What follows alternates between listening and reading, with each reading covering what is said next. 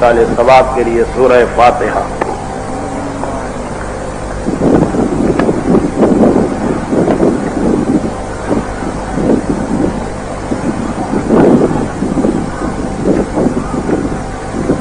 صلوات۔ اعوذ باللہ من الشیطان اللعین الرجیم، بسم اللہ الرحمن الرحیم۔ الحمد للہ رب العالمین، بارئ الخلائق اجمعین، باعث الانبیاء والمرسلین، والصلاة والسلام علی شفیع المذنبین وخاتم النبیین، سیدنا المؤید بشیرنا المسدد نذیرنا المجدد المصطفى الامجد والمحمود الاحمد ابی القاسم محمد وعطرته الطيبين الطاهرين المنتجبين المنتخبين الميامين المعصومين الراشدين المظلومين، ولعنة الله على أعدائهم أجمعين. أما بعد، فقد قال الله الحكيم في كتابه الكريم وقرآنه المجيد: بسم الله الرحمن الرحيم. واتقوا الله الذي تساءلون به والأرحام. صلوات.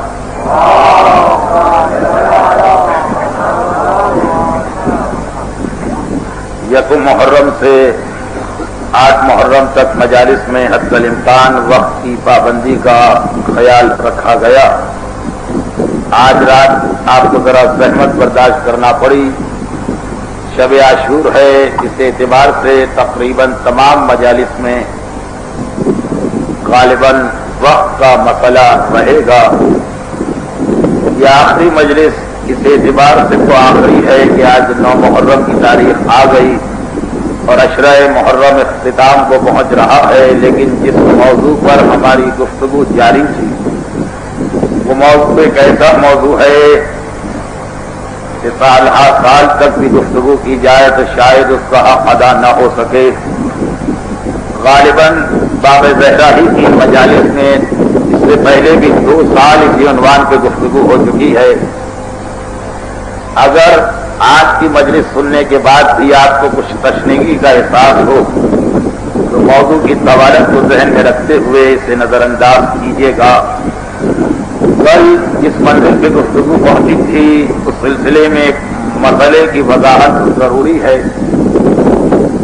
وقت کی کمی سد راہ بنی کہ کل ہی اس مسئلے کو بیان نہ کیا جا سکا، جبکہ میرا اندازہ یہ ہے کہ کل اگر یہ مسئلہ آ جاتا تو شاید زیادہ جلدی اثر ہو جاتا، کیونکہ عنوان ہی کل ایسا بن گیا تھا۔ بہرحال بات یہ ہو رہی تھی کہ ناواقفیت ایک ایسی بیماری اور ایک ایسا مرض ہے کہ جو اچھے بھلے مومن اور دیندار انسان سے بھی گناہ کروا لیتی ہے۔ جس کی نیت ہی ٹھیک نہ ہو، جو ان چیزوں کا قائل ہی نہ ہو، جو دین کے احکامات پر اعتقاد ہی نہ رکھتا ہو، جو حلال و حرام کے سلسلے میں ذرا سا بھی فکر مند نہ ہو، اس کا مسئلہ تو چھوڑے، لیکن جو دیندار ہے، عمل کرنا چاہتا ہے، خدا کو خوش کرنا چاہتا ہے، اس کے راستے میں بھی رکاوٹ بن جاتی ہے مسائل سے ناواقفیت۔ خمس کے مسئلے پہ آج بڑی تعداد متوجہ ہوتی جا رہی ہے اور اس خیال کے ساتھ متوجہ ہوتی جا رہی ہے کہ ہاں ہمیں بارگاہ الہی اور بارگاہ معصومین میں کم سے کم فاطمہ زہرا کے حق کا غاصب بن کے حاضر نہیں ہونا ہے، اور کوئی بھی گناہ ہمارے نامہ اعمال میں لکھا ہو لیکن کم سے کم فاطمہ زہرا پہ ظلم یہ ہمارے نامہ اعمال میں نہیں ہونا چاہیے۔ احساس جب ذہنوں میں پیدا ہوا تو لوگ تیار و آمادہ ہوئے، اور الحمدللہ جو میرا اندازہ ہے اس اعتبار سے خمس دینے والوں کی اکثریت ایسی ہے کہ جو اس کے لیے تو تیار ہیں کہ اگر 100 روپے خمس بن رہا ہے تو بطور احتیاط 125 روپے دے دو، لیکن ایسا کوئی نہیں ہے کہ خمس دے بھی رہا ہو اور اس میں کنجوسی کرنا چاہے۔ تو تعجب اور حیرت اس وقت ہو جاتا ہے کہ جب انسان یہ دیکھتا ہے کہ اس احتیاط کے باوجود، اس فکر کے باوجود، اس خیال کے باوجود کہ یہ نہ ہمارا مال ہے نہ کسی اور کا، صرف اور صرف شہزادی کا مال ہے، پھر بھی انسان ایک اہم ترین مسئلے میں ٹھوکر کھا رہا ہے۔ ایک حصہ اس مسئلے کا کل آیا کہ خمس واجب ہونے کے بعد فوراً ادا کرنا ضروری ہے۔ اسلام کے واجبات کی دو قسمیں ہیں، ایک وہ کہ جس کے وقت میں اسلام نے گنجائش رکھی ہے۔ نماز کے وقت گنجائش ہے، ظہر کا وقت کم سے کم 5 گھنٹے رہتا ہے، فجر کا وقت 1.25 گھنٹے رہتا ہے، مغربین کا وقت 4 سے 5 گھنٹے رہتا ہے۔ لیکن روزے میں گنجائش نہیں ہے، پہلی رمضان آ گئی، آج ہی روزہ رکھنا ہے۔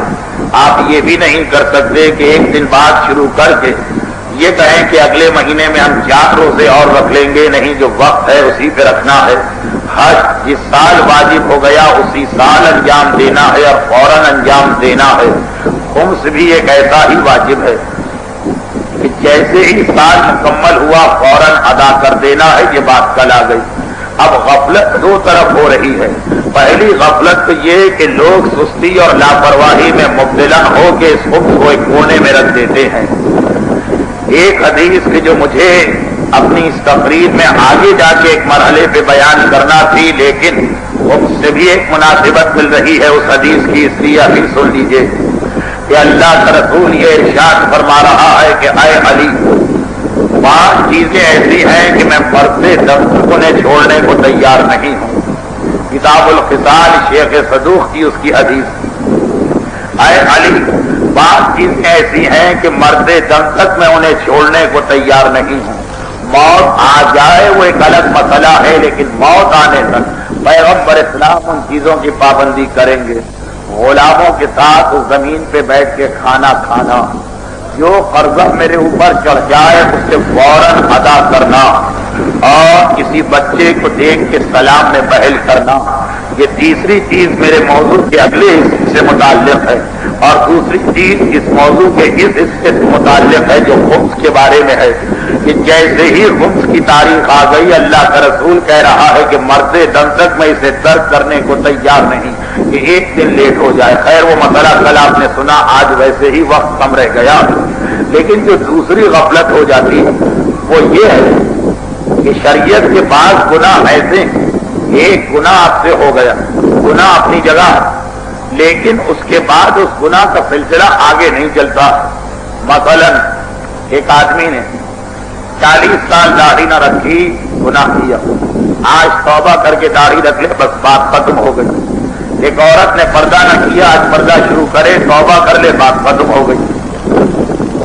یا ایک انسان نے فعل حرام کیا جس کے نتیجے میں اولاد پیدا ہوئی، اب یہ انسان گناہگار اور اس کی اولاد حلال کی اولاد نہیں کہلائے گی، لیکن وہ جو بچہ ولد حلال نہیں، وہ اگر آگے شادی کرتا ہے تو اس کی باقی ساری نسل حلال کہلائے گی۔ یا مثلا جو موجودہ مراجع کا فتویٰ ہے کہ مختلف قسم کے انعامی ٹکٹ بیچ کے جو انعام نکالا جاتا، مثلا سیور ٹکٹ کا آج کل رواج زیادہ ہے، پہلے فاطمیت تھا، ریڈ کراس تھا، ہلال احمر تھا، قسم قسم کی اسکیمیں تھیں۔ اب اس میں مسئلہ لوگوں کی سمجھ میں نہیں آتا، لیکن یہی فتویٰ تھا امام خمینی کا کہ ان ٹکٹ کا خریدنا حرام اور گناہ ہے، لیکن اگر یہ ٹکٹ خرید لیا اور انعام نکل آیا تو حاکم شرع کے وکیل سے مصالحت کر کے انعام حلال ہو جائے گا۔ یا جیسے آیت اللہ خوئی کا فتویٰ کہ ہر وہ انعامی ٹکٹ جو حکومت جاری کر رہی، اگر آپ کی نیت یہ ہے کہ نیکی کے کام میں حصہ لینے کے لیے میں پیسہ دے رہا ہوں، انعام کی لالچ نہیں، تو وہ ٹکٹ خریدنا آپ کے لیے جائز ہے، اور نیت ہی انعام کی ہے، اس کے بغیر آپ ٹکٹ نہ خریدتے تو ٹکٹ خریدنا حرام ہے۔ لیکن جب انعام نکل آئے تو انعام آپ کے لیے جائز ہو جائے گا، حاکم شرع سے رجوع کر کے۔ لوگوں کی سمجھ میں بات نہیں آتی ہے کہ جب ایک حرام ہم نے کیا تو اس کا نتیجہ بھی حرام ہونا چاہیے، لیکن اسلام کے بہت سے مسائل ایسے ہیں۔ پیشاب نجس ہے، لیکن اگر اتفاق سے یہ پیشاب گائے پی لے اور اس کا دودھ میں تبدیل ہو جائے تو دودھ بالکل حلال ہو جاتا، پاک ہو جاتا۔ اسی طرح کا مسئلہ اور بہت سے موارد میں ہے، لیکن خمس میں ایسا مسئلہ نہیں ہے۔ آپ نے اگر خمس تاخیر سے نکالا، چاہے لفافے میں بند کر کے ربڑ بینڈ چڑھا کے کونے میں بھی رکھ دیا، یہ ایک گناہ الگ، لیکن جس مال میں سے یہ خمس نکل گیا وہ مال پھر بھی حرام رہے گا. 100 روپے میں سے 20 روپے آپ نے خمس نکال دیے. گناہ کر رہے ہیں کہ اسے مجتہد کو کیوں نہیں دے رہے, لیکن اس گناہ کا نتیجہ یہ نہیں کہ بھائی ایک گناہ 80 تو ہمارے لیے حلال ہو گئے, اس کا خمس نکل گیا. جب تک کہ آپ کے ہاتھ میں وہ 20 روپے خمس والے رہتے ہیں, چاہے الگ کونے میں الماری میں تالا لگا کے بھی رکھیں, وہ 20 بھی حرام اور یہ 80 بھی حرام ہے. اس کا استعمال کرنا بھی حرام ہے, اس کا استعمال کرنا بھی گناہ ہے. تو ایک آدمی جو خمس کو نہیں مانتا اور یہ گناہ کرے تو مجھے تعجب نہیں ہے, لیکن جو بیچارہ اپنے مال کو حلال کرنے کے لیے اتنا پریشان ہے, جب وہ یہ گناہ کر رہا ہو تو انسان حیرت زدہ رہ جاتا ہے. بات کیا ہے شیطان کی جانب سے غفلت, بات کیا ہے مسائل کا نہ معلوم کرنا, مسئلہ کیا ہے ان تمام چیزوں کی جانب توجہ کا نہ ہونا. اسی اعتبار سے بار بار ہمیں یہ حکم دیا ہے کہ اپنے گھر کے ماحول میں تمہاری یہ ذمہ داری بن جاتی ہے کہ دن میں ایک حصہ یا کم سے کم ہفتے میں ایک حصہ ایسا ہو کہ گھر والے جمع ہو اور علمی مسائل پہ بحث ہو. صادق آل محمد امام جعفر صادق علیہ السلام کا ایک فرمان جو میں اکثر بیان کیا کرتا ہوں, اور آپ کو حوالہ اگر چاہیے تو مفاتیح الجناح میں روز جمعہ کے اعمال میں دیکھ لیجئے کہ معصوم فرما رہے ہیں کہ ہمارا اپنے ماننے والوں پہ جو حق ہے اس میں یہ چیز بھی شامل ہے کہ ہفتے میں کم سے کم ایک پورا دن, میں نے تو کچھ وقت کہا, معصوم فرما رہے کہ ہفتے میں کم سے کم ایک دن, اور اگر جمعہ ہو تو کیا کہنا, ہمارا ماننے والا صرف اس کام کے لیے وقف کر دے کہ آج مجھے امام کے دیے ہوئے علوم پہ غور کرنا ہے, آج امام کی بتائی ہوئی باتوں کو یاد کرنا ہے. یہ امام اپنے حق میں شامل کر رہے, امام کا جو حق امت کے اوپر واجب ہے اس میں ایک حق یہ ہے, اس لیے جہاں اس کی کمی ہوگی بس وہیں سے ساری خرابی شروع ہوتی ہے. اور اہم ترین خرابی وہ ہے کہ جس کا تذکرہ موضوع کے درمیان آ گیا کہ اگر انسان کے پاس معلومات نہ ہو تو ذرا ذرا سی مصیبت میں گھبرا جائے گا. یہ عورتیں کیوں ہر وقت شکوہ اور شکایت کرتی رہتی ہیں, کاروبار میں ذرا سا نقصان ہوا انسان کیوں پریشان ہو جاتا ہے, لگی لگائی ملازمت چھوٹ گئی انسان کیوں گھبرا جاتا ہے. سب کی بنیاد یہی ہے کہ علم نہیں ہے, یہ نہیں پتا کہ رزق دینے والا یہ نہیں تھا, رزق دینے والا پروردگار تھا. یہ مجھے ملازمت سے نکال سکتا ہے لیکن اگر میرے پروردگار نے میرا آج کا رزق رکھ دیا ہے تو ہر صورت میں مجھے مل کے رہے گا. یہ لوگ کیوں پریشان ہو جاتے ہیں کہ فلاں کا بنگلہ ہے ہمیں جگی بھی نہیں مل رہی, فلاں کے بچے روزانہ نیا کپڑا پہنتے ہیں ہمارے بچے کے پاس پہننے کو پرانا کپڑا بھی نہیں ہے, فلاں کے یہاں انواع و اقسام کے کھانوں سے اس طرح میز بھری رہتی ہے کہ اس کی سمجھ میں نہیں آتا کہ ایک ایک نوالا بھی لوں تو کہاں سے لوں, اور ہمارے بچے کے پاس کھانے کے لیے کچھ نہیں ہے. یہ پریشانیاں کیوں ہوتی ہیں, یہ دوسرے کو دیکھ کے اپنی حالت پر انسان کیوں کوستا ہے. مسئلہ صرف یہی ہے کہ یہ بھول جاتا ہے کہ دینے والا کوئی ہے اور جب اس کی مصلحت ہوگی وہ دے گا. ہاں یہ ضرور ہے کہ یہ یقین ہونے کے ساتھ کوشش کرنا انسان کا فرض ہے, گھر میں بیٹھ جانے سے کام نہیں چلے گا. اب یہ یقین ہونا چاہیے اور اس یقین کے ساتھ ایک دوسرا یقین بھی ہونا چاہیے. آپ کو معلوم ہے کہ اسلام میں توحید کے عقیدے کے بعد سب سے زیادہ زور جس عقیدے پہ دیا گیا ہے وہ آخرت کا عقیدہ ہے. آخرت کا عقیدہ بنیادی عقیدہ ہے, اہم ترین عقیدہ ہے, اور یہی وجہ یہ غلط فہمی ہمارے یہاں پائی جاتی ہے کہ لوگ سمجھتے ہیں ابو جہل کو یا ابو لہب کو یا سرداران مکہ کو جو پیغمبر اسلام سے اختلاف تھا وہ خداؤں کے مسئلے پہ اختلاف تھا کہ وہ 360 خداؤں کو مانتے تھے, رسول خدا کا اعلان کر رہے ہیں. جی نہیں, یہ بھی کوئی مسئلہ نہیں ہے, نہ یہ کوئی مسئلہ ہے کہ انہیں رسالت سے کوئی اختلاف تھا. یقیناً توحید کے سلسلے میں ان کا نظریہ کچھ اور تھا, اسلام کچھ اور کہہ رہا تھا, لیکن ان کے ذہنوں میں توحید تھی. بہرحال کبھی تو آپ کو وہ آیتیں جس میں سے ایک آیت تو یاد ہے مگر یہ یاد نہیں کہ اس سے پہلے اور اس کے بعد کی آیتیں کیا ہیں. امن یجیب المضطر اذا دعاہ ویکشف السوء, یہ آیت کیا چیز ہے؟ یہ آیت ایک سوال ہے کہ اے رسول پوچھو ان لوگوں سے کون ہے جو پریشان حال آدمی کی دعا قبول کرتا ہے, ان لوگوں سے پوچھو. یہ رسول سے کیا کہا جا رہا ہے؟ اصل میں یہ آیتوں کا سلسلہ ہے. 20वें पारे की पहली आयत है। 20वें पारे का नाम है अम्मन खलका। पूछो इनसे कि किसने जमीन और आसमान को पैदा किया। 4-5 आयतें मुसलसल आई हैं। पूछो इनसे किसने जमीन और आसमान को पैदा किया। इनसे पूछो किसने हवाओं को चलाया। इनसे पूछो कि कौन दुआओं को कबूल करता है। और कुरान क्या कह रहा है, यक़ूलुन्नल्लाह, ये कहेंगे कि सारे काम अल्लाह करता है। तो अल्लाह को वो लोग भी मानते हैं, उनके पास भी अकीदा है। थोड़ा सा इख्तिलाफ बस इस बात का है कि वो 307 के बाद 361वां अल्लाह को मानते हैं। और रसूल कह रहा है कि बस अल्लाह एक ही एक है। रिसालत को भी मानते हैं। आखिरत उनकी समझ में नहीं आ रही। ये कैसे मुमकिन है कि इंसान मर गया, उसकी हड्डियां गल सड़ के राख और मिट्टी बन गई और फिर वो जिंदा किया जाएगा। और इस्लाम ने इतना जो तौहीद के अकीदे में दिया उतना ही आखिरत के अकीदे पर, क्योंकि अगर आखिरत समझ में ना आए तो जिस इंसान के पास खाने को कुछ नहीं है वो कभी भी मुतमईन नहीं हो सकता।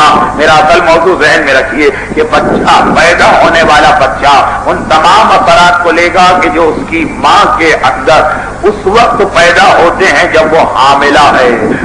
आगाए तक़ी फलसफी इसकी एक मिसाल देते हैं, जो पाकिस्तान के माहौल में मिंबर से लोग सुनने को तैयार नहीं होते हैं।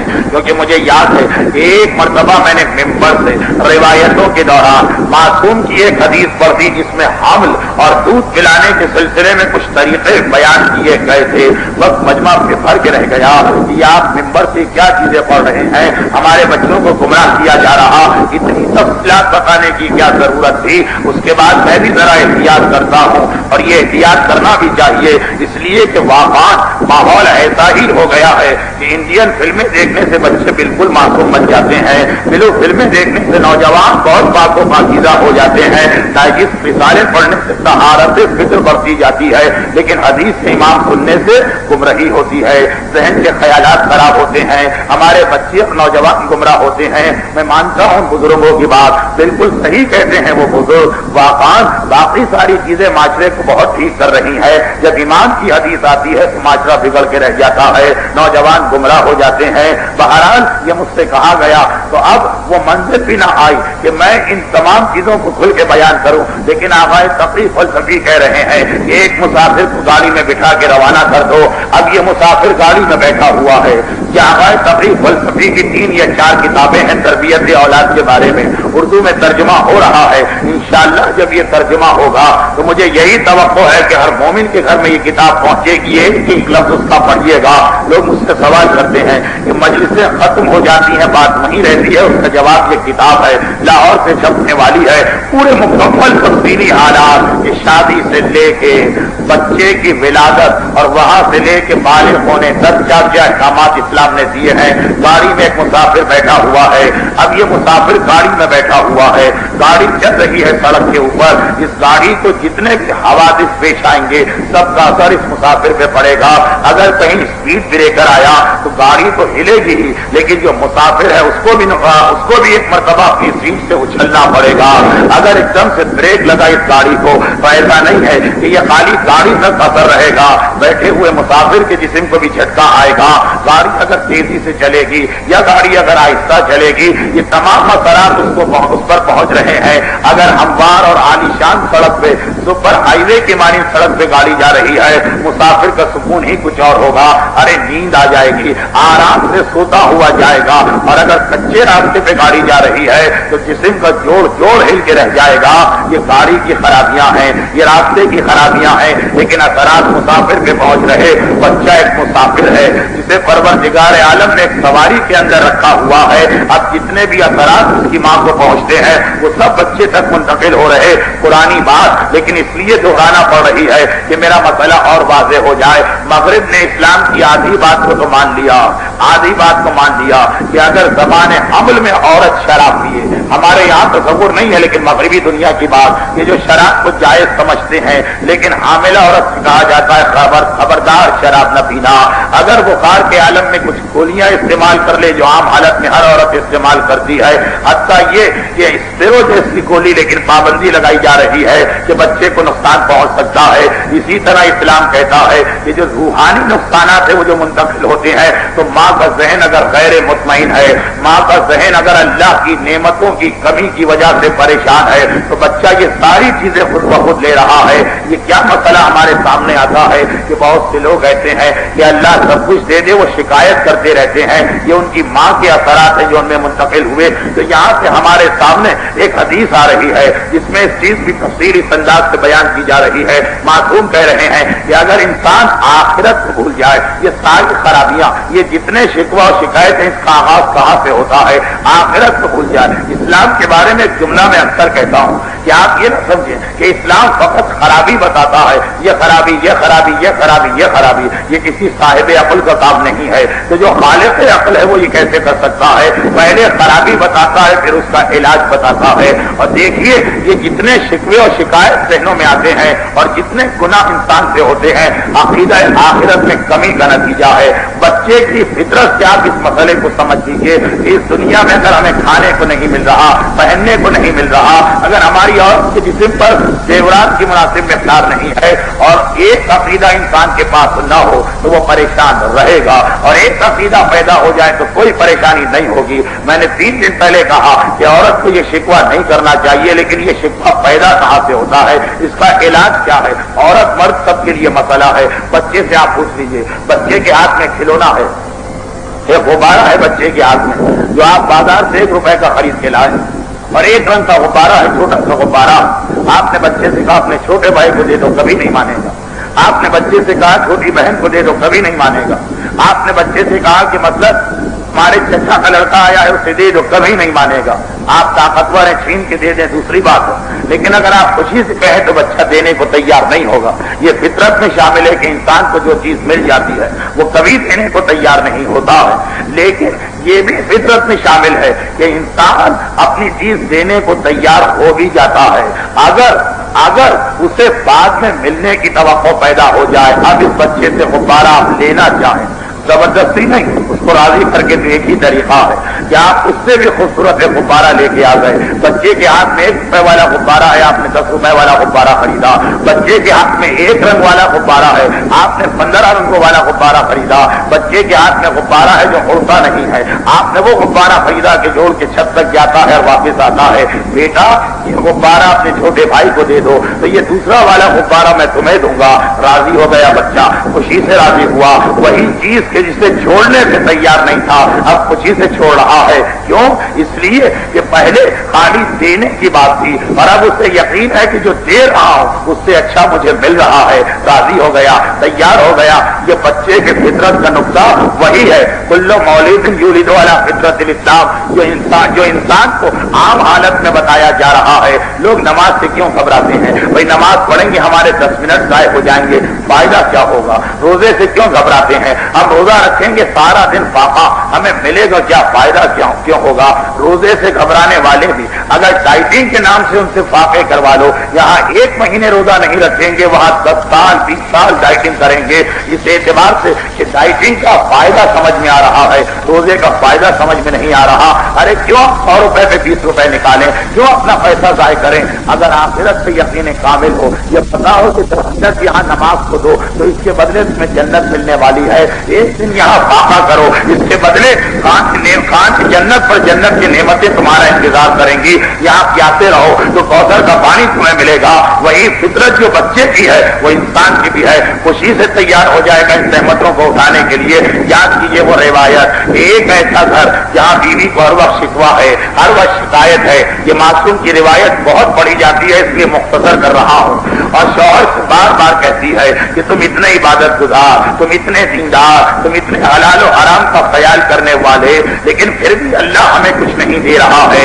جو چور ہے، جو ڈاکو ہے، جو حرام کرنے والا ہے، اس کا گھر ہر نعمت سے بھرا ہوا، تم نمازی، ماتھے پہ سجدے کا نشان، زبان پہ ذکر خدا، اور اللہ تمہیں کچھ نہیں دے رہا ہے۔ آخر کیوں؟ جا کے اللہ سے مانگو۔ ایک مرتبہ بیوی کے بار بار کہنے سے اس عابد کے ذہن میں بھی تبدیلی آئی، پہنچ گیا صحرا اور جنگل میں۔ بنی اسرائیل کا عابد پانچ کے امام کی روایت حیات القلوب کا حوالہ، پہنچ گیا جنگل کے اندر، پروردگارا اب تک دعا مانگتا تھا، اب تجارت کرنے لگا ہوگا پروردگارا میں نے اتنی نیکیاں کی ہیں, اتنی عبادتیں کی ہیں, اسے عطا کر رہا ہے, مجھے محروم کر رہا. دعا کی شدت میں انسان کی آنکھیں بند ہو جاتی ہیں, ہاتھ بلند ہو جاتے ہیں, اور ایک مرتبہ ایسا لگا کہ جیسے میرے ہاتھ سے کچھ آ گیا ہے. آنکھیں کھول کے دیکھا ایک انتہائی قیمتی ہیرا یا موتی اس کے ہاتھ میں رکھا ہے. سمجھ گیا ایک ایسا صحرا کہ دور دور تک کھلا علاقہ ہے, کوئی نظر نہیں آ رہا ہے. اگر کوئی بھاگنا بھی چاہے تو جتنی دیر میں میری آنکھ کھلی ہے بھاگ کے کہا جائے گا یہ اللہ نے مجھے عطا کیا. خوشی کے عالم میں گھر آیا, بیوی کو یہ ہیرا یا موتی دکھایا, اتنا روشن کہ سارا گھر چمک رہا ہے, چراغ جلانے کی ضرورت پیش نہیں آ رہی. رات کا وقت طے کیا اسے چھپا کے رکھو, مٹی میں دبا کے رکھو, ایسا نہ ہو کہ پڑوسیوں کو پتا چل جائے, کل صبح بیچیں گے.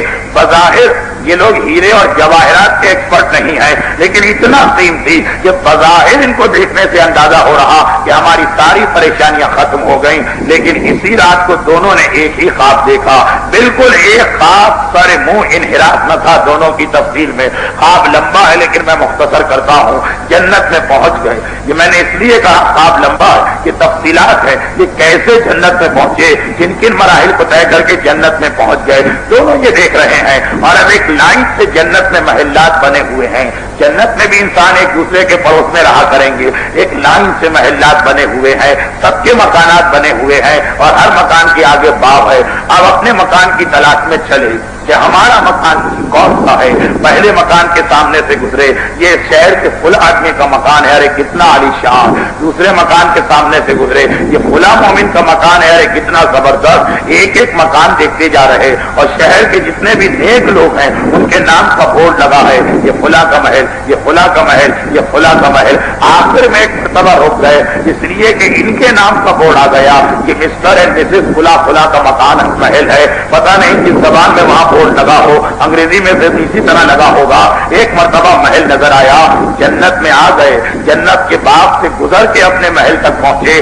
سارے محلے کو دیکھتے ہوئے آ رہے ہیں, لیکن محل دیکھنا ہے کہ دونوں الگ الگ خواب دیکھ رہے ہیں. لیکن ایک مرتبہ دونوں کے دل مرجھا گئے, ارے اس پورے محلے میں اتنے عالیشان مکان, اور ہمارا مکان ان کے سامنے بجھا بجھا نظر آ رہا ہے. ہمارا مکان تاریخ تاریخ نظر آ رہا ہے. کیا بات ہے؟ گھبرا کے پوچھا تو پتا چلا کہ باقی ہر مکان مکمل ہے, لیکن تمہارے محل میں ایک ایسا ہیرا یا موتی لگا ہوا تھا کہ جس کی روشنی سے ہر مکان روشن ہوتا ہے. تم نے دنیا میں مانگ لیا, تم نے دنیا میں اس سے لے لیا, خدا نے دے دیا, اور یہاں پہ جب تم خود ہی لے کے گئے تو یہاں پہ یہ کمی ہو گئی. آنکھ کھلی, اتنا تو معلوم ہے کہ دنیا کی زندگی 100 سال کی ہے, آخرت کی زندگی ہمیشہ کی ہے. جو 50 سال اپنے پڑوسیوں اور رشتے داروں کے بیچ میں غربت سے نہیں رہ سکتا, وہ جنت میں تو ہمیشہ اس کو رہنا ہے. ایک مرتبہ گھبرا کے اٹھے, یہ ہم نے کیا غضب کیا, اپنے آپ کو آخرت کی نعمت سے محروم کر کے دنیا میں اس نعمت کو حاصل کیا جو ختم ہو جانے والی ہے.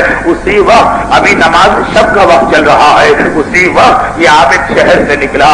پرانے زمانے میں شہر سے نکلنا رات کے وقت کتنا خطرناک, مگر دل کو لگی ہے. وہ موتی لے کے اسی صحرا میں گیا, آنکھیں بند کر کے کہا پروردگارا نہیں چاہیے مجھے دنیا کی ایسی نعمت کہ جس سے میری آخرت تباہ ہو جائے, جس سے جنت مجھے دوسروں کے سامنے سر جھکانا پڑے. بس ایک مرتبہ ایسا لگا کہ خود بخود میرے ہاتھ سے یہ موتی غائب ہو چکا ہے. یہی اسلام عقیدہ آخرت پیدا کر کے ذہنوں میں تصور اجاگر کرنا چاہتا ہے کہ کیوں شکوہ کر رہے, کیوں فریاد کر رہے, کیوں دوسروں کو دیکھ دیکھ کے پڑھ رہے ہو. جو کچھ تمہیں یہاں نہیں مل رہا وہ آخرت میں محفوظ ہے, لیکن یہاں تم اپنا نقصان ہی نہیں کر رہے, اپنی اولاد کا بھی نقصان کر رہے. جو سمجھدار ہیں ان کے لیے تو اتنا ہی کافی ہے. دیکھیے ہم اور آپ سے مراد کبھی بھی یہ نہیں ہے کہ سننے والا مجمع, یہ تو ممبر کی گفتگو کا ایک طریقہ ہے. ہم اور آپ, ہمارے اور آپ کی کیفیت یہ کہ صرف امام کے نام کا کلمہ پڑھتے ہیں, سال میں چند دن امام کے لیے مخصوص کرتے ہیں, اس میں بھی حتی الامکان اپنا زیادہ نقصان کیے بغیر. اور بہرحال محبت ہے دلوں میں, لیکن اتنی ہی ہماری گنجائش اور استطاعت اور حیثیت. اس کے باوجود اگر یہ یقین امام کی رحمت کی وجہ سے ہو تو دوسرا مسئلہ. ایک یقین ہمیں ہے کہ گویا ہم نے امام سے کوئی احسان کر دیا, اور یہ میرا جملہ نہیں ہے, قرآن کی آیت. کیا ہے ایمان لانے والوں, ایمان لا کے اللہ کا احسان نہ جتاؤ. اللہ نے تم پر احسان کیا کہ راہ ہدایت کھول دی. یعنی ایمان لانے والوں میں کیسا گروہ ہوتا کہ سمجھتا ہے کہ نماز پڑھ کے میں اللہ پہ احسان کر رہا ہوں، عبادتیں کر کے میں اللہ پہ احسان کر رہا ہوں. عورت نے چادر کیا پہن لی، گویا شریعت کے اوپر کوئی احسان کر دیا. قرآن کہہ رہا ہے کہ خبردار، اللہ پہ احسان نہ جتاؤ، اللہ نے تم پہ احسان کیا. آئیے تاریخ انبیاء کا ایک کیریکٹر دیکھ لیجیے، ایک کردار کہ کاش ہم میں سے، ہماری خواتین میں سے کسی کے دل میں یہ جذبہ پیدا ہو جائے. واقعہ بہت مشہور ہے، چنانچہ اشارہ کر دینا بھی کافی ہے. ایک ایسی محترم خاتون جو اللہ کی خاطر اتنی قربانی دے رہی ہے کہ ایک عام مومن تو تصور کر ہی نہیں سکتا ہے. ہم ذرا سا ہمیں جھوٹ سے بچنے کا حکم اسلام دے تیار نہیں ہوتے ہیں لوگ. نہیں بھائی، نوکری چھوٹ جائے گی ہم جھوٹ بولیں گے. سود کا مسئلہ آ جائے لوگ تیار نہیں ہوتے ہیں ملازمت چھوڑنے پر. یہ میں ملازمت کی بات اس لیے کر رہا ہوں کہ اس واقعے کا تعلق مالی فائدے سے. ذرا سا میراث میں کسی کا حق دینا بڑھ جائے انسان کی کیا حالت ہوتی. کاروبار میں فراڈ اور دھوکے جتنے مومنین میں بڑھ گئے وہ آپ کے سامنے. میرے پاس تو ایسے مقدمات آتے ہیں کہ یقین نہیں آتا. یہ نماز شب پڑھنے والا عابد شب بھی تھا، اور حالت یہ ہے کہ اتنے لوگوں کا پیسہ ضائع ہوئے بیٹھا. ایک عورت اللہ کی خاطر اتنی قربانی دینے کو تیار نہیں ہے کہ مجلس اعضاء میں چادر کو پہن کے آ جائے. میرے موضوع سے خارج ہو جائے گی بات، لیکن ضمناً ایک بات کہہ دوں کہ ہمارا ایک پڑوسی ملک ہے اور ایک اسرائیل ہے. ایک مرتبہ ان دونوں نے مل کے ٹیم بنائی، ماہرین کو جمع کیا، اس لیے کہ یہ دونوں ملک ہوا کہ جن کی زندگی کا مشن یہ ہے کہ اسلام اور مسلمانوں کو ختم کیا جائے. ایک مرتبہ اپنے ماہرین کی ایک ٹیم بنائی کہ ہم جتنا مسلمانوں پہ ظلم کر رہے ہیں، جتنا ان کے قتل کا، ان کو مالی اعتبار سے محروم کرنے کا، ان کی عزت و آبرو ختم کرنے کا انتظام کر رہے ہیں. نوکریاں نہیں ملتی، کاروبار کا موقع نہیں ملتا. جہاں ذرا سا موقع پایا فسادات کے نام سے ہزاروں کو قتل کرا دیا. لیکن اس سب کے باوجود اسلام بڑھتا جا رہا، مسلمان طاقتور ہوتے جا رہے ہیں. کتنے سال سے اسرائیل ظلم کر رہا، اور آج یہ حالت کہ فلسطینیوں کے پاس صرف پتھر ہیں کہ جس سے اسرائیلی فوج اس طرح چنے جبوا ہے کہ خود اسرائیل کہہ رہا کہ 40 سال میں ٹینک اور طیارے اور میزائل اتنا نقصان نہ پہنچا سکے جتنا یہ 15 سال کے بچوں کے پتھروں نے پہنچایا. تو آخر کیا طریقہ اختیار کریں کہ یہ لوگ ختم ہو جائیں؟ عام طور سے ذہن میں یہی آتا ہے نا کہ مالی اعتبار سے کسی کو مار دو مر جائے، اور پھر بھی نہ مانے گھر کو آگ لگا دو، پھر بھی نہ مانے قتل کر دو. یہ سب کر کے دیکھ لیا اور بڑھ گئے مسلمان. کون سا ایسا طریقہ اختیار کیا جائے کہ مسلمان ختم ہو کے رہ جائیں؟ چاروں طرف دیکھا، دنیا میں کوئی ایسا علاقہ ہے کہ جہاں مسلمان آئے ہوں اور ان کا نام و نشان مٹ گیا ہو؟ روس جیسے علاقے میں نام و نشان نہیں مٹ سکا. ایک علاقہ ایسا نظر آیا، اسپین کا علاقہ، جہاں آئے تھے مسلمان تو اتنی شان و شوکت کے ساتھ کہ عظیم ترین اور مضبوط ترین حکومت قائم کر لی تھی، اور مٹے تو ایسے مٹے کہ ایک اللہ کا نام لینے والا نہ رہا. اب ان دونوں ممالک کی ٹیم گئی کہ آخر ان لوگوں نے یہ کامیابی کیسے حاصل کی. تو ایک تحقیق کی انہوں نے کتاب کی صورت میں چھاپی گئی وہ تحقیق کہ اسپین میں مسلمانوں کا نام و نشان مٹا تھا فقط ایک طریقے سے. شروع میں ان پر فوجیں بھیجی گئی اور طاقتور ہو گئے. مسلمان کی فطرت ہے کہ جب اس پہ ظلم ہوتا ہے تو اور طاقتور ہو جاتا، جب مظلومیت کا نشان، جب مظلوم بن جاتا ہے تو اور اس میں ہمت آ جاتی. ایک طریقہ اختیار کیا گیا، بے حیائی، فحاشی اور عیش و عشرت کو اس طرح پھیلایا گیا کہ مسلمانوں کو پتہ بھی نہ چلا کہ گھر میں آگ لگا کے جو نقصان پہنچایا جاتا اس سے بڑا ہمارا نقصان ہو رہا. پیسے کو لوٹ کے اور جائیداد میں قبضہ کر کے جو نقصان پہنچایا جاتا اس سے بڑا نقصان ہو رہا. ارے اولاد کے گلے پہ چھری پھیر کر چھوٹے چھوٹے بچوں کو ذبح کیا جاتا ہے فسادات، اس سے بڑا نقصان پہنچ رہا. جب یہ فحاشی، جب یہ بے حیائی اور جب یہ بے غیرتی پھیلائی جا رہی. اچھا، یہ فحاشی، عیاشی اور بے غیرتی ایک دم سے نہیں پھیلائی جا سکتی، کوئی مسلمان بھی اس کو برداشت نہیں کرے گا. تحقیق کی گئی کہ آخر مسلمان اتنے بے غیرت بے حیا بنے کیسے؟ ایک دم سے تو آپ ایک شریف آدمی کو ذلیل نہیں کر سکتے، ایک دم سے تو آپ ایک حیا والے آدمی کو بے حیا نہیں بنا سکتے. کہا کہ شروع میں 2 چیزیں رائج کی. دشمنوں نے شروع میں 2 چیزیں رائج کی. کون دشمن؟ جو پہلے حملے کرتے تھے مسلمانوں پر، بچوں کو ذبح کرتے تھے اور ان کو کنیز بناتے تھے، ناکام ہو گئے. 2 چیزیں رائج کی. ایک یہ کہ آہستہ آہستہ گانے بجانے کا سلسلہ رائج کر دیا تھا، اور دوسرا یہ کہ عورتوں کو بے پردگی کی جانب مائل کر دیا تھا۔ بعض ایسی خرابیاں ہوتی کہ شروع میں انسان کو پتا بھی نہیں ہوتا کہ جو چھوٹا سا گناہ میں کرنے جا رہا ہوں یہ بڑھتے بڑھتے بڑھتے کتنے بڑے فساد کا سبب بنے گا۔ یہ مسلمانوں کو گانا بجانے اور مسلمان عورت کو بے پردگی کی جانب لگایا گیا، آگے بہت آگے سے بڑھا ہوگا اور لیکن کل جو طلبات سمجھنا شروع ہوا اور اس بے پردگی کی وجہ سے جو بے حیائی بڑھنے لگی اس کا نتیجہ وہی ہے کیا جو سور کا گوشت کھانے کا نتیجہ نکلتا ہے، جو شراب پینے کا نتیجہ نکلتا ہے، یعنی انہوں نے آپ سے دیکھا جب مسلمان کو شراب کے لباس سے اور سور کا گوشت کھلا کے ہیں کہ جتنا مسلمان عورت کو بے پردہ کر کے اور مسلمان مرد کو گانے کا عادی بنا کے فائدہ حاصل کر سکتے ہیں۔ اب ان دونوں ملکوں نے سوچا کہ اپنے اپنے علاقوں میں ہمیں اگر مسلمانوں کو مارنا ہے تو فسادات سے فائدہ نہیں ہوگا، بے حیا بناؤ مسلمان کو، اور اس کا طریقہ یہ ہے کہ مسلمان عورت کو بے پردہ بناؤ۔ چنانچہ ہندوستانی فلم انڈسٹری کا ایک بہت بڑا مقصد یہ ہے کہ بے پردگی کو اتنا عام کر دو فلموں کی صورت میں اور گانے کو اتنا رائج کر دو فلموں کی صورت میں کہ پتہ بھی نہ چل سکے دیکھنے والوں کو، اور آہستہ آہستہ یہ مسلمان زندہ رہیں لیکن ان کا ایمان مر کے رہ جائے، ان کا ایمان مرے، ان کی اولاد کا ایمان مرے گا۔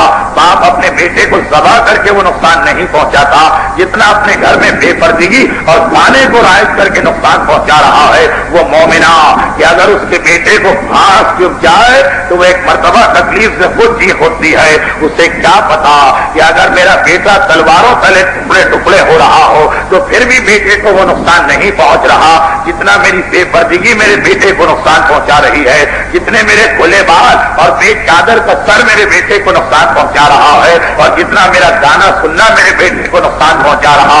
اچھا بہت ساری باتیں ایسی ہوتی ہیں کہ حدیث کی صورت میں آپ تک پہنچائی جاتی ہیں، انسان کتنا ہی اعتقاد رکھنے والا ہو ایک شک تو آ جاتا ہے، پتہ نہیں صحیح حدیث ہے غلط حدیث ہے، صحیح ترجمہ ہوا غلط ترجمہ ہوا، لیکن جو چیز میں آپ کے سامنے پیش کر رہا ہوں حدیث میں تو یہ آ ہی چکی ہے، تاریخ بتا رہی ہے کہ جنہوں نے اس پر عمل کیا انہوں نے ہم کو ختم کر کے رکھ دیا، اور آج پھر وہ ایک مرتبہ تاریخ دہرائی جا رہی ہے۔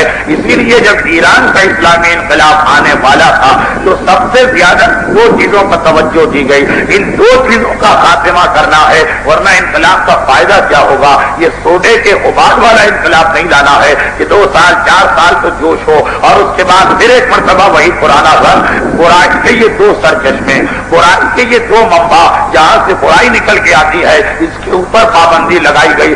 آپ اکثر دیکھتے ہیں کہ انقلاب اسلامی ایران کی جو تصویر پیش کی جاتی ہے اس میں حجاب پر بہت زیادہ زور دیا جاتا ہے، اس لیے کہ حجاب فقط آخرت ہی کا مسئلہ نہیں ہے، اس دنیا کے اندر بھی مسلمان کو بچانے والی چیز ہے۔ میں اپنے موضوع سے ذرا ہٹا لیکن تربیت اولاد کے سلسلے میں یہ بات بیان کرنا تھی اس لیے میں نے بیان کر دی کہ یہ اثرات ہیں جو منتقل ہو رہے، اگر انسان کو آخرت میں یقین نہ ہو تو کبھی بھی ان چیزوں سے اپنے آپ کو نہیں بچائے گا۔ جس طرح ایک عورت کہتی ہے کہ سب عیش کر رہے ہیں میں کیوں عیش نہ کروں، سب کے گھر میں حرام آ رہا ہے میرا شوہر کیوں حرام کما کے نہ لائے، اسی طرح بے پردگی کی بھی یہی دلیل ہوتی ہے کہ ساری عورتیں بے پردہ ہے تو میں کیوں بے پردہ نہ گھوموں۔ ہاں میں ان عورتوں کی بات نہیں کرتا کہ جو اتنی سخت ہیں کہ اگر مجلس میں آنے والی 95% عورتیں پردے دار ہیں تب بھی وہ پردہ کرنے کو تیار نہیں ہوں گی، اس کے باوجود وہ اپنے آپ کو بدلنے کو تیار نہیں ہوں گی۔ یہ تو ایک اسپیشل کیس ہے کہ جن کا جھگڑا ہی خدا اور رسول کے ساتھ ہے ان کے اوپر تو فرق ہی نہیں پڑتا، سب بھی پردہ کر لیں ان کے سر پہ مجلس کے نام پہ بھی چادر نہیں آئے گی، لیکن ایک عام یہی چیز تو ہے ماحول بنتا جاتا ہے، عورت بگڑتی جاتی ہے، ذرا سے قربانی نہیں دیتی۔ ذرا اندازہ کرے کہ کتنی قربانی اس خاتون نے دی ہے کہ شاید شریعت اتنی قربانی مانگے بھی نہیں لیکن دی ہے قربانی۔ اب جتنی قربانی دیتے جاؤ، بہت سی چیزیں ایسی ہیں کہ اسلام آپ سے وہ قربانی نہیں مانگتا، لیکن اگر آپ کو قربانی دے دیں حرام میں پڑے بغیر، جان ایک ایسی چیز ہے کہ اس میں آپ اس بات کا بڑا خیال رکھیے گا کہ اگر کسی موقع پر اسلام آپ سے جان نہیں مانگ رہا اور زبردستی آپ جان دینے چلے جائیں تو وہ ہلاکت و خودکشی بنے گی۔ لیکن اس کے علاوہ مثلا امام خمینی کہتے ہیں کہ میرا فتویٰ ہے کہ عورت چہرہ کھول سکتی ہے، یعنی چہرہ چھپانے کی قربانی اس فتوے میں نہیں، پھر بھی میں چہرہ چھپا لوں، نقصان کیا؟ شریعت جتنا کہہ رہی ہے اس سے بھی ایک قدم آگے بڑھ کے قربانی دینا. شریعت کہتی ہے مثلا کہ 5 نمازیں واجب نہیں، میں نماز شب بھی پڑھا کروں، نقصان میرا کیا؟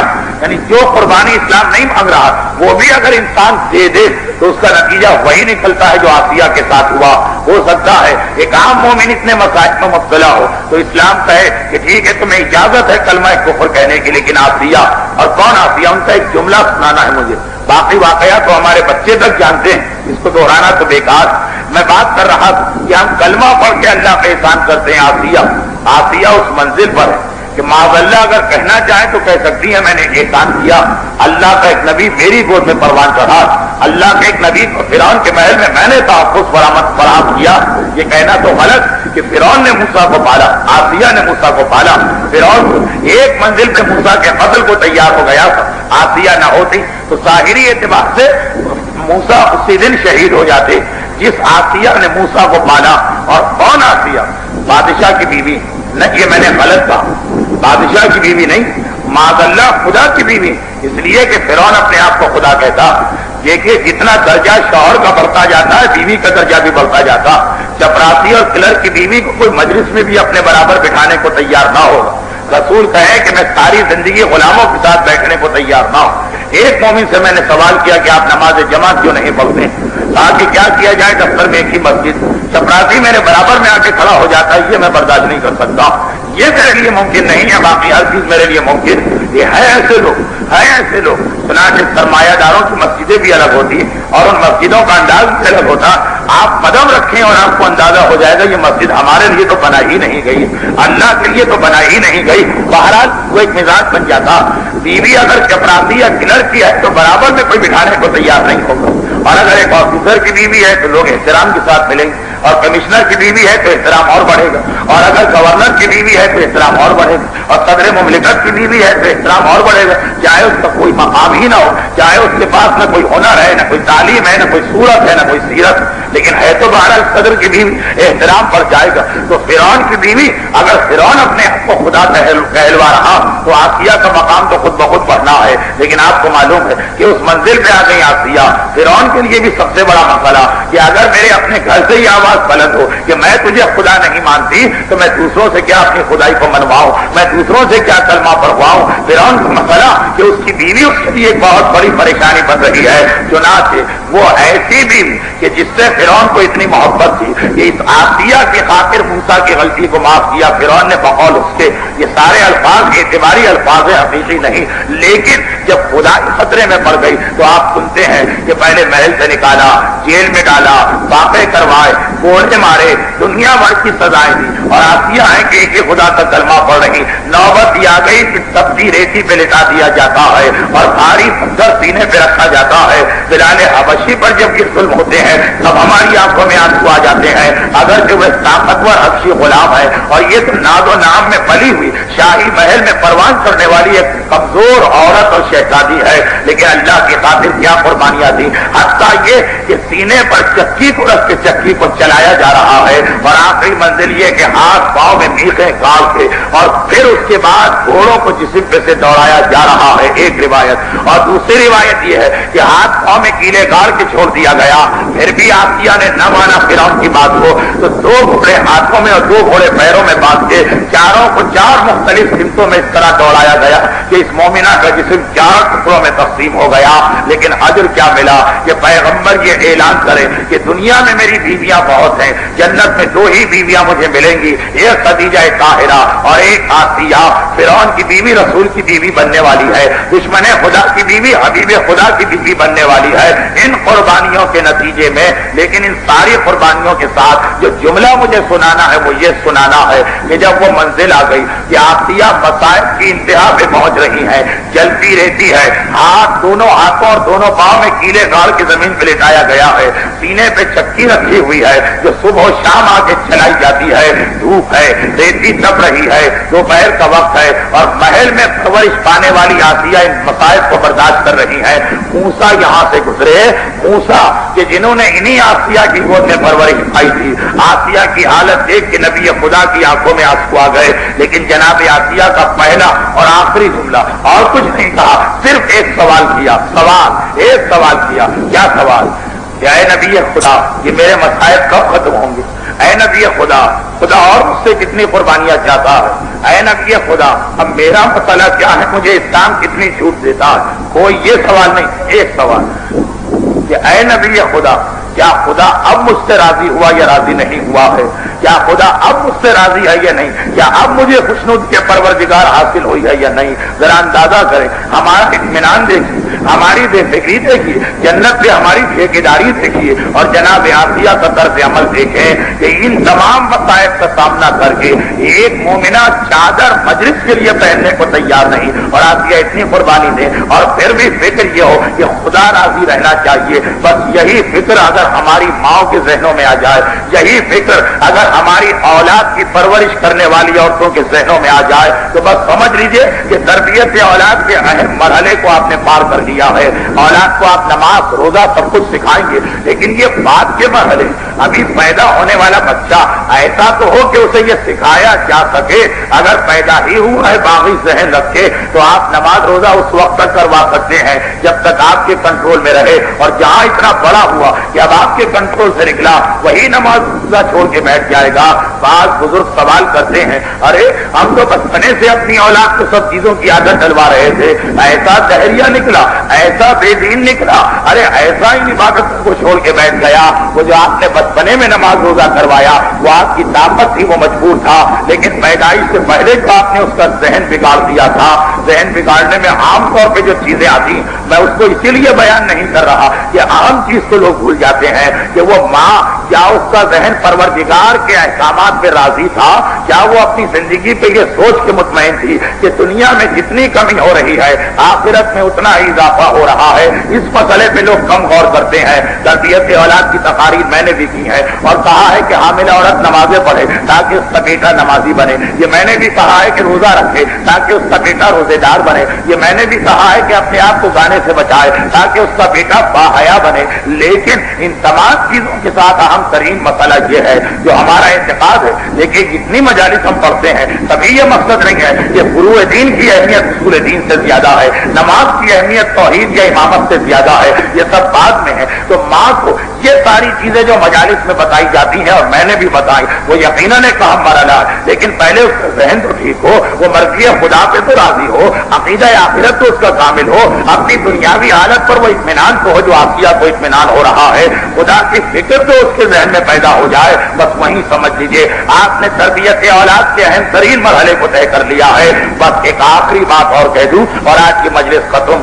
آج میرا ارادہ تھا کہ شب عاشور کی مناسبت سے رونے اور رلانے کی رات ہے، زیادہ مسائل پڑھوں گا، لیکن وقت اتنا گزر رہا ہے کہ 2 یا 3 مجالس متاثر ہوں گی اس مجمع کے لیے میری وجہ سے، کئی مجالس میں آپ کو جانا ہے، اس لیے آج بھی مسائل یہاں مختصر رہیں گے، لیکن آپ نے میرے اس وعدے کی پابندی دیکھی ہوگی کہ بہرحال رات کی مجلس میں اس ساری کمی کو پورا کر رہا ہوں، چاہے خود جسمانی اعتبار سے مجھے کتنی ہی زحمت کیوں نہ برداشت کرنا پڑے، یہ آپ کا امام جو مجھے بھی ادا کرنا ہے، اور آپ آتے ہیں تو آپ کے لیے بھی میری ذمہ داری ہے۔ چنانچہ رات کی مجلس میں انشاءاللہ اس کوتاہی کا ازالہ ہوگا۔ مسائل کے 2 جملے سننے سے پہلے اس عشرہ محرم کی مجالس کا اختتام سن لیجئے کہ یہ ساری باتیں جو میں کر رہا ہوں خالی خواتین کے لیے نہیں ہے۔ آپ کو یاد ہوگا 3 دن پہلے ایک مثال دیتا ہوا میں آگے بڑھ گیا تھا، یہ ممکن نہیں ہے کہ میں کہوں کہ مجھے بہت زیادہ سردی لگ رہی ہے، سردی کم کرو، لیکن پنکھا چلتے رہو، ایئر کنڈیشن چلتا رہے، یہ ساری چیزیں چلتی رہیں اور سردی کم کر دو، ممکن نہیں۔ اگر سردی کم کرانا ہے تو پہلے اس کا سبب کم کرنا ہوگا۔ یہ ممکن نہیں ہے کہ یہاں گیٹھی جل رہی ہو، ہیٹر لگا ہوا ہو، آگ روشن ہو اور میں یہ کہوں کہ مجھے بڑی گرمی لگ رہی ہے، لیکن یہ آگ روشن رہنے دو یا گیٹھی روشن رہنے دو، یہ ہیٹر چلنے دو اور گرمی کو ختم کر دو۔ یہ کیسے ممکن ہے؟ جب سبب ہوگا تو نتیجہ ضرور سامنے آ کے رہے گا۔ چنانچہ یہ ممکن نہیں ہے کہ آپ کہیں کہ نمونیا کی بیماری کا مجھے علاج کرنا ہے، لیکن ٹھنڈے پانی سے کڑکڑاتے جاڑے میں نہاؤں گا روزانہ رات کے 12 بجے اور تبھی میری بیماری کو ٹھیک کر دے، یہ کیسے ممکن ہے؟ آپ کا یہ کہنا ہے کہ شوگر کی بیماری کا خاتمہ ہو جائے، لیکن میں شکر والی چیزیں دل کھول کے استعمال کرنا چاہتا ہوں، تو سبب کو بھی دیکھنا پڑتا ہے۔ یہ ممکن نہیں کہ آپ جا کے بیوی کو لیکچر پلائیں کہ عقیدہ آخرت کو ماننے والی بن جا اور خدا آپ کا عقیدہ آخرت نامکمل ہو۔ یہ ممکن نہیں کہ آپ اس سے کہیں کہ راضی ہو جا اپنی حالت کے اوپر اور آپ کی اپنی حالت یہ ہو کہ آپ تعاون نہ کر رہے ہو. اسی لیے اسلام کہتا ہے کہ جتنا اللہ نے تمہیں طاقت دی ہے رزق حلال کی مدد سے اپنے گھر والوں کو ساری سہولتیں مہیا کر دو, تاکہ بیوی بھی دیکھے میرے شوہر کا قصور نہیں ہے. ہاں, بیوی کے ذہن میں جو بدگمانیاں پیدا ہوتی ہیں, شکوہ شکایت پیدا ہوتی ہے, اس میں ایک قصور ان شوہروں کا بھی ہے کہ محنت خود نہیں کرتے ہیں, ہاتھ پاؤں توڑ کے بیٹھے رہتے ہیں. یہ خیال کر لیتے ہیں کہ مسجد, امام بارگاہ, نماز, مجلس یہ بس ہمارا دین ہو گیا ہے, محنت ہم کیوں کریں, دینے والا رازق ہے. اور بیوی نے ذرا شکایت کی کہ بچوں کے پاس پہننے کا لباس نہیں, میرے پاس خوشی کی تقریب میں جانے کا جوڑا نہیں, تو اللہ کی مرضی پہ راضی ہو جاؤ. یہ اللہ کی مرضی نہیں ہے کہ تم ہاتھ پاؤں توڑ کے بیٹھ جاؤ, تم کاہل, سست اور غافل بن جاؤ, تم اپنی حالت کو بدلنے کی کوشش نہ کرو اور ساری توقعات اپنی بیوی سے کرو. ہاں, تمہارا فریضہ ہے کہ اگر تم چاہتے ہو کہ تمہارا بیٹا ویسا بنے کہ امام اپنی فوج میں شامل کرنے کو تیار ہو جائے, اور اس کے لیے یہ توقع کر رہے کہ بیوی تعاون کرے, تو یہ دیکھو تم نے اپنی بیوی کے ساتھ کتنا تعاون کیا, تم نے اس کے ذہن کو راضی رکھنے کی کتنی کوشش کی, تم نے اسے کتنی خوشی پہنچائی ہے. پیغمبر اسلام بغیر کسی سبب کے تو نہیں کہہ رہے ہیں کہ مستحب نماز سے زیادہ ثواب بیوی کے ساتھ کچھ دیر بیٹھ کے ہنسی مذاق کرنے کا ہے. پیغمبر بغیر کسی سبب کے تو نہیں کہہ رہے کہ میں اللہ کا نبی ہوں. اور یہ پیغمبر نے نہیں کہا کہ میرا جملہ, دنیا کا مقدس ترین انسان ہے رسول, لیکن اس کے باوجود ایک نہیں 9 شادیاں کی اور ہر ایک کو اس کا وقت دیا, ہر ایک کو اس کا حق دیا. یہاں پہ ایک بنیادی خرابی یہی آتی ہے کہ لوگ اپنی کاہلی, سستی, کام نہ کرنے کی عادت کو اسلام کا نام لے کے ساری چیزیں بیوی پہ ڈال دیتے ہیں. ہاں, میں یہ نہیں کہہ رہا کہ آپ اسے سہولتیں مہیا کریں, نہیں, اسے خوش رکھنا ہے. اب خوش رکھنے کے جو بھی جائز اور حلال طریقے ہیں یہ آپ کی ذمہ داری ہے. ایک چین بنے گی, ایک زنجیر بنے گی, ایک سلسلہ بنے گا. اولاد اس وقت ٹھیک ہے کہ جب اس کی ماں ٹھیک ہے, اور وہ اس وقت ٹھیک ہے کہ جب آپ اسے راضی کر رہے. اس منزل پہ آ کے تو بعض اوقات اسلام یہاں تک اجازت دیتا ہے, بہت احتیاط کے ساتھ میں آخری جملہ کہوں, کہیں یہ ساری مجالس حرام میں نہ بدل جائیں. اس منزل پہ تو آ کے اسلام یہاں تک اجازت دیتا ہے کہ اپنے بزرگوں کی بھی نافرمانی کرنا پڑ رہی ہے تو ان کی توہین کیے بغیر, انہیں اذیت پہنچائے بغیر, ان کے احترام میں اپنی طرف سے کمی کیے بغیر ان کی اس بات کو نہ مانو جس کا نتیجہ بیوی پہ ظلم ہو اور اس کا نتیجہ اولاد پہ ظلم ہو, نسل تباہ ہو رہی ہو. اسی منزل پہ اسلام نے اجازت دے دی ہے. چنانچہ آپ اگر کبھی بھی اپنی جماعت کی ریلیشن کمیٹی کے اندر جا کے وہ جھگڑے دیکھیں گے شوہر بیوی میں ہو رہے ہیں تو 95% جھگڑے, بعض اوقات معاملات میرے پاس بھی آ جاتے ہیں, لیکن بہرحال ایک نظام آپ کا ہے اور آج کل ایک عالم اور نائب امام کے وکیل کے قیادت میں کام ہو رہا ہے. اس اعتبار سے جو تعاون آپ کر سکتے ہیں وہ بھی کریں. جائزہ لیں کہ 100 میں 95 اگر جھگڑے ہوتے ہیں تو شوہر اور بیوی کو بٹھا کے پوچھا گیا تم دونوں کا اختلاف کیا ہے. نہ شوہر کو بیوی سے کوئی شکایت ہوتی ہے, شکایتیں تو بہت ہوتی ہیں لیکن جینین شکایت کہ عقل قبول کرے ہاں یہ صحیح شکایت کر رہا ہے, نہ بیوی کو شوہر سے کوئی صحیح شکایت ہوتی ہے. اختلافات کسی اور کے ہوتے ہیں, انوالومنٹ کسی اور کا ہوتا ہے, ظلم کسی اور کی طرف سے ہو رہا ہوتا ہے, لیکن نتیجہ کیا نکلتا ہے کہ چھوٹا کیونکہ بڑے کو کچھ کہہ تو نہیں پاتا ہے. زبانی بات دوسری, لیکن معاشرے کے اعتبار سے تو شوہر اور بیوی کا جھگڑا پیدا ہوتا ہے. بیوی کو شوہر سے کم شکایت ہوگی, کسی اور سے شکایت زیادہ ہوگی. اب وہاں تک بات نہیں پہنچا پاتی ہے تو شوہر سے اختلاف, شوہر کو اپنی بیوی سے کم شکایت ہوگی, بیوی کے بزرگوں سے زیادہ شکایت ہوگی, لیکن کیونکہ اس کو حل کرنا اس کے لیے ممکن نہیں تو سارا نزلہ بیوی پہ جا کے گر جاتا ہے. تبھی اسلام عقل کا مذہب, دین عقل کا مذہب, لاجک اور ریزن کا مذہب اجازت دیتا ہے اپنی نسل کو بچانے کے لیے. بعض اوقات تمہیں اجازت ہے, توہین کی اجازت نہیں ہے کسی بڑے کی, احترام میں کمی کی اجازت نہیں ہے, لیکن ناجائز مطالبہ تمہیں نہیں ماننا.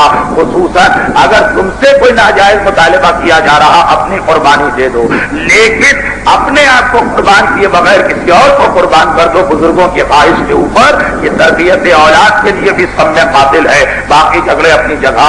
تو بس میری یہ گفتگو اس منزل پہ پہنچ کے ختم ہو رہی ہے کہ گھر کے ماحول کو پاک و پاکیزہ بنانے کے لیے اس نقطے کا خیال رکھنا انتہائی ضروری ہے.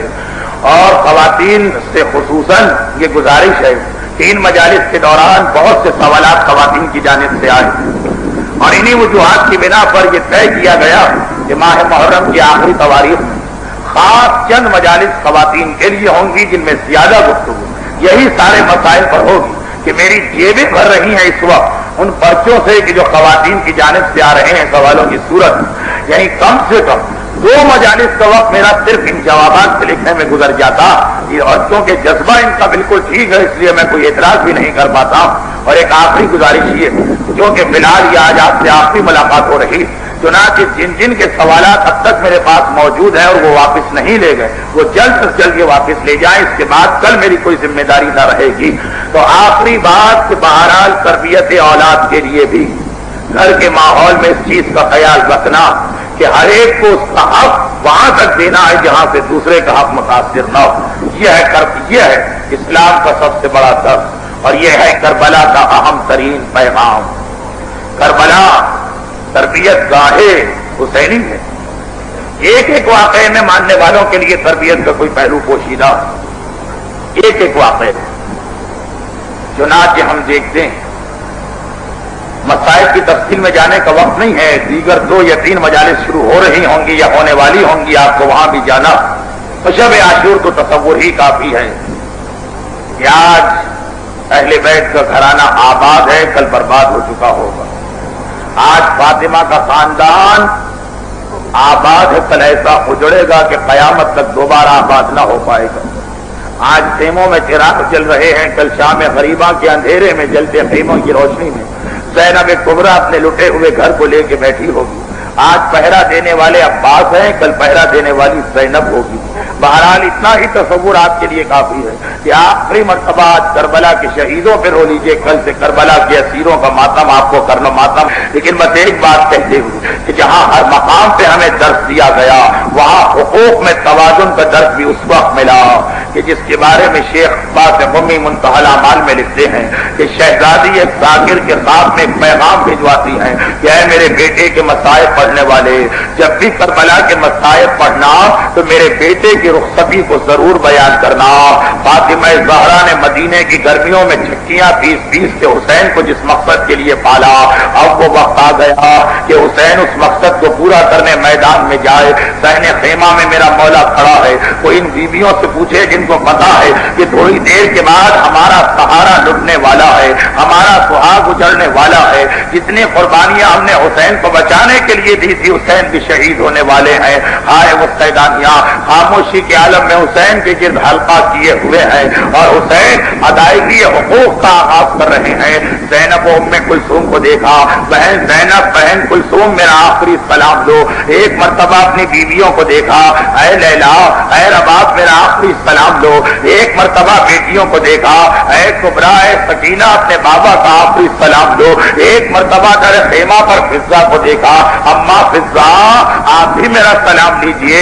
اور ایک مرتبہ اصحاب کی بیویوں کو اور اصحاب کی ماؤں کو دیکھا، السلام علی اللہ قتل اولادہن وازواجہن فی نصرتی، میرا سلام ان بیویوں پر جن کے بیٹے اور شوہر میری مدد کرتے ہوئے مارے گئے۔ ایک ایک کہا ادا ہو رہا اور آخر میں ایک مرتبہ کہا زینب بہن اب میرے ساتھ میرے بیٹے سجاد کے خیمے تک چلو۔ مولا سجاد کے خیمے میں آپ اکیلے بھی جا سکتے ہیں اور جاتے رہے ہیں، آج زینب کو کیوں لے جایا جا رہا ہے؟ اس لیے کہ آج حسین کی حالت ایسی ہے کہ جوان بیٹا بیمار ہونے کے باوجود باپ کو دیکھ کے برداشت نہ کر سکے گا، باپ سے لپٹ جائے گا۔ کوئی تو ہو جو بیٹے کو باپ سے علیحدہ کرے۔ مولا جب سجاد بابا سے لپٹے تو علیحدہ کرنے کے لیے زینب جیسی مہربان پھوپھی، اور جب ننھی سکینہ اپنے زخمی کان دکھانے کے لیے، اپنے گالوں پہ تماچوں کے نشان دکھانے کے لیے مقتل میں بے سر کے لاشیں سے لپٹ جائے تو کبھی شمر کا کوڑا پڑے، کبھی عمر سعد کا تماچا پڑے۔ آیا میرا مولا ایک مرتبہ خیمے میں سید سجاد نے زینب کو دیکھا، وہ بھی اماں آپ نے کیسے رحمت کی؟ کہا تیرا بابا آیا ہے۔ کہاں ہے میرا بابا؟ سید سجاد کو نظر نہیں آ رہا۔ مدینے میں کسی نے پوچھا مولا آپ اپنے باپ کو نہ پہچان سکے؟ کہا کاش کربلا کسی پہر کو میرے خیمے میں ہوتا، سر سے پہر تک میرا بابا اتنا زخمی کہ جوان بیٹا بوڑھے باپ کو نہ پہچان سکا، اور جب پہچانا تو پہلا سوال یہ کیا بابا آپ زخمی ہو گئے، میرا چچا عباس کہاں گیا، میرا بھائی علی اکبر کہاں گیا، میرے چچا حبیب ابن مطہر کہاں گئے؟ حسین نے کہا بیٹا بس سنو، اب میرے تیرے علاوہ اور کوئی باقی نہیں ہے، اور اس لیے آیا ہوں کہ مدینے پلٹ کے جب جانا تو کہنا حسین کے شیعوں آخری سلام تمہارے مولا نے تمہیں بھجوایا تھا، اور ان کا حق ادا کر کے حسین خیمے سے باہر آئے، ذوالجناح پہ سوار ہوئے اور ایک مرتبہ کہا اے میرے وفادار گھوڑے آخری زحمت دے رہا ہوں۔ ذوالجناح آگے بڑھنے سے انکار کر رہا، اے ذوالجناح حسین کا وفادار تو آگے کیوں نہیں بڑھتا؟ گھوڑے نے پہلے تو سر اٹھایا، گھوڑے کی آنکھوں میں آنسو ہے، اور پھر ایک مرتبہ جھک کے زمین کربلا کو دیکھا۔ حسین دیکھتے ہیں ننھی بچی ذوالجناح کی پچھلی ٹانگوں سے لپٹی ہے، اے ذوالجناح میرے بابا کو میدان میں نہ لے جا، ارے صبح سے جو گیا واپس نہیں آیا۔ حسین اترے، سکینہ بیٹی میری گود میں آ جا، شاید کہہ رہے ہو آخری بار بابا کے سینے کی گرمی کو لے لے، اور ایک مرتبہ کا سکینہ میں میدان میں جا رہا ہوں، مجھے جانے دے، شاید تیرے لیے پانی لے کے آؤں۔ سکینہ کہتی ہے بابا اب مجھے پانی بھی نہیں چاہیے، اس لیے کہ میرا چچا یہی وعدہ کر کے گیا تھا، پانی بھی نہیں آیا، میرا چچا بھی نہیں آیا۔ ہائے حسین کتنی نازک کھڑی ہے، بچی کو کیسے سمجھا؟ باپ کے سینے کی گرمی پا کر کئی دنوں کی پیاسی بچی، کئی دنوں کی تھکی بچی، نیند آ گئی، آنکھیں کھولی، بابا مجھے اپنی گود سے اتار دیجئے۔ حسین نے سکینہ کو اتارا اور کہا سکینہ نے کہا بابا سجائیے، خدا حافظ۔ ایک مرتبہ حسین کہتے ہیں سکینہ ابھی منع کر رہی تھی، ابھی خدا حافظ کہہ رہی ہے، صاحب